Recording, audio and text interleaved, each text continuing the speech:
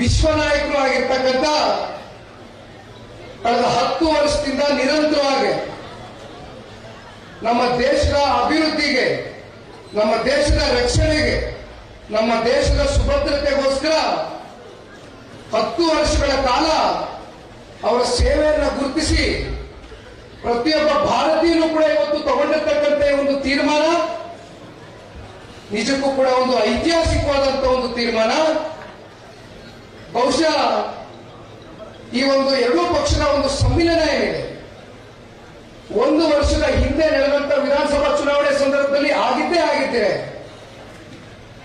ಇಷ್ಟೊತ್ತಿಗೆ ಕಾಂಗ್ರೆಸ್ ಪಕ್ಷವನ್ನ ಈ ರಾಜ್ಯದಲ್ಲಿ ದುರ್ಬಿನ್ನಾಕಿ ಹುಡುಕಬೇಕಾಗಿತ್ತು. ಅಂತ ಪರಿಸ್ಥಿತಿ ಈ ರಾಜ್ಯದಲ್ಲಿ ಒಂದು ವಾತಾವರಣ ಸೃಷ್ಟಿಯಾಗ್ತಾ ಇತ್ತು. ಆದ್ರೆ ಎಲ್ಲದಕ್ಕೂ ಕಾಲವೇ ತೀರ್ಮಾನಿಸಬೇಕಾಗ್ತದೆ.